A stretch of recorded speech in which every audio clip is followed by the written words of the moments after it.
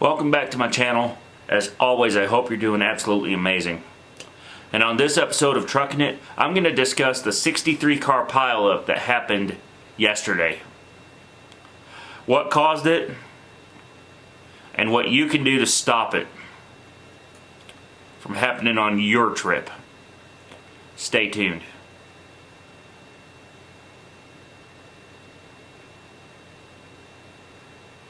And I got an incoming call, by the way.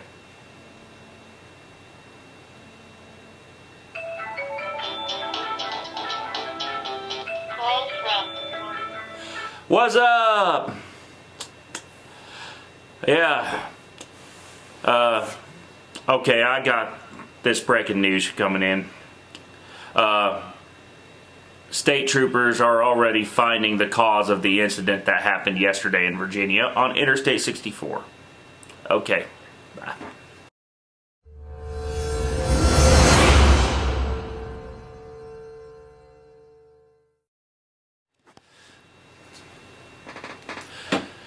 So, we're in the studio today, of course, and state troopers have been working feverishly to find the cause of a 63 car pileup that happened yesterday in Virginia on Interstate 64. And I want to talk with y'all about that because it was in snow and ice conditions, and it was on people who had no business driving in this situation. So, let me start by first telling you, if you have no experience driving on snow and ice, you need to go to your nearest parking lot right now, if it is snowing where you live or where you're at, and you need to practice. Because your car is going to handle differently on snow and ice than it will on dry pavement. And that's a fact. And same goes for your trucks and for your large commercial vehicles also. Second off, if you're even thinking about traveling this holiday season and you got snow and ice in the forecast, your best bet to get there might be to fly. Because yes, planes do skid off runways, and those guys who fly your plane are exceptionally trained on dealing with winter weather. In fact, here in the United States, unlike us truck drivers, those who fly planes have to have a minimum of 1,500 hours of flight time, including at least 2 winter seasons, before they get into the snow and ice conditions. So, your flying is going to be a lot safer than your driving, that's for sure. Now, if you're going over the river and through the woods to Grandma's house on the roads, I want to start you off with a little primer on this. The number one thing you can do on snow and ice conditions is to increase your following distance significantly. It takes a car twice as long to stop on snow as it does on dry pavement. But if there's ice underneath that snow, you can count that it takes 10 times longer to stop. That means for a car, it takes over the length of 10 football fields to go from 60 to 0 on ice. Now, if you have ice tires, your results will vary and maybe shorter than that. But if you don't have winter tires, you can pretty much bet that you're not coming to a stop for a while. For semi-trucks, like mine, on dry pavement, it takes about roughly 2,500 feet to stop safely. And it takes even longer than that under heavy loads. Now, the brakes are more effective in that situation, but remember, we got to deal with heat. So when those brakes get hot and start smoldering, That's when the real trouble starts happening on a semi. But on ice, there's no friction and therefore no heat. Which means the brakes lock up, the anti-lock's engaged, the pedals release, and you have no ability to stop at all, and you might not even have ability to steer in that situation. That's a serious, serious problem. Even planes suffer from this issue. That's why they have thrust reversers. So, when you're on snow and ice and you're driving, I want to start you off with a few things that can help you gain an advantage and stop the pileups from happening. Number one, put down your phone.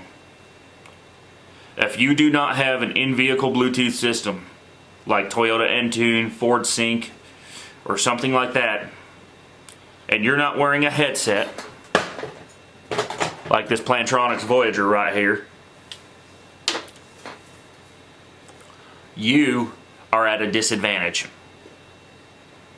because your eyes are not on the road. So your Facebook, your Twitter, and even your watching of this YouTube video needs to be put to a halt before you drive. The second thing I want to discuss is your speeding habit. You like to go 100 miles an hour in a 60 mile per hour zone. That's bad enough. That'll get you points on your license. That'll get your license taken away. But if you cause a crash and you are found to be speeding, well, let's define speeding first off. It doesn't just mean obeying the posted limit. It means driving faster than conditions permit. And there is definitely a too fast for conditions for any vehicle. And for each vehicle, it's going to vary, especially in winter weather. That leads me to another thing that affects both the braking distance I mentioned earlier and the speeding habit. I see a lot of you following too close. And worse yet, I've seen a lot of you leaving your high beams on when you approach another vehicle at night and in snow and ice conditions. That's right. You're literally blinding the other driver. And that needs to stop. And I'm dead serious.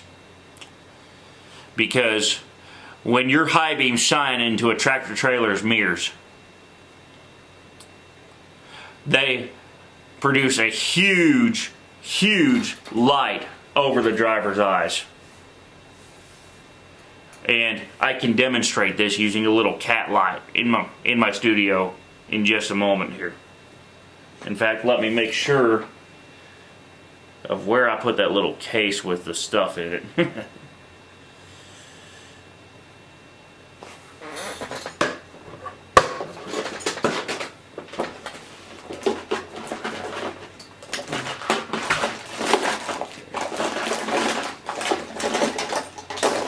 Yes, you hear me rummaging around for it.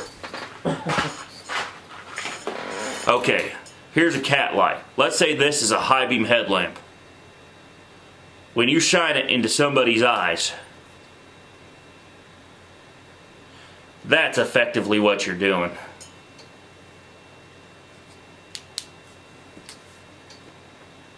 You're making it a challenge for them to drive safely, because you're preventing them from seeing what's going on around them. And by the way, this little cat light makes a great video light for those of you who are doing photography. It's got 5,000 degrees Kelvin and it's powered by 2 AA batteries. Yeah, it's that bright. So if you're thinking you're going to be blinding somebody by using your high beams, or If you have one of those off-road headlamps on the front of your vehicle, and I call them off-road for a reason, because simply put, they're not designed